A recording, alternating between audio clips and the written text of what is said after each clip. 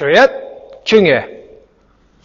Hi everybody, welcome to this week's Taekwondo Thursday. So today we're going to be elaborating a little bit on the backward motion. You may remember I referred to it recently when I was going through the training secrets of Taekwondo.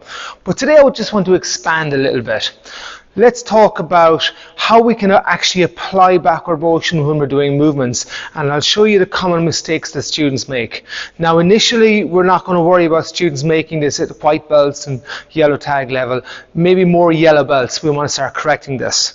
I'll give you an example of what we're talking about. Let's look at Chonji.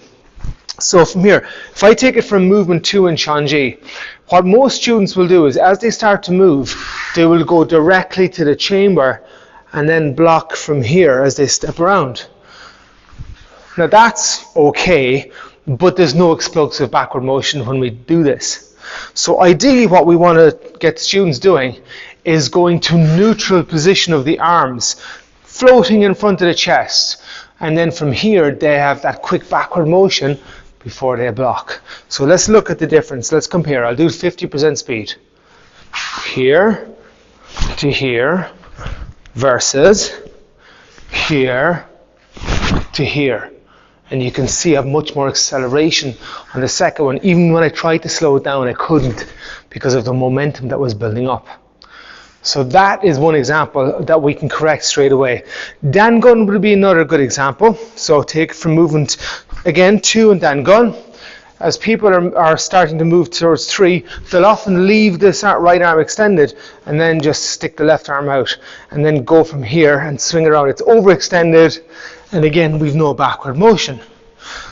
So from here we want to go to a neutral position, and then now I'm stopping halfway. We don't normally want to do that, but from that neutral position, as we continue moving our mass forward, we can do that backward motion and get that acceleration. So let's look at that at normal speed.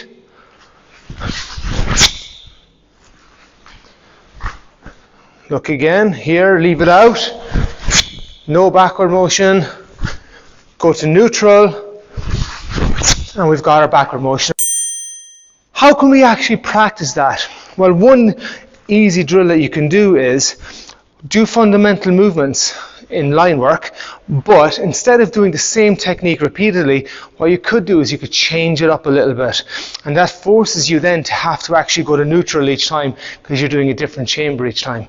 So for example, now I'm going to do this before I do the next step forward. I'm going to step back because I want to stay in the frame of the camera. But let's see, I'll do a forearm low block first. Now from here, if I want to do another technique, I go neutral first, but let's say I do a rising block.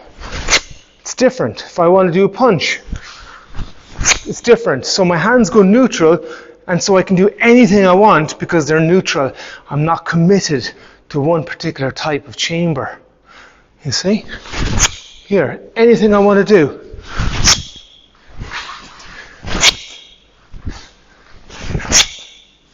Anything I want to do, I can do as long as I'm neutral in between and I have backward motion then. So I have that nice preparation for maximum power in the movements. Hopefully that makes sense and you can apply it in your training. Have a great week. Chariot, Chungye.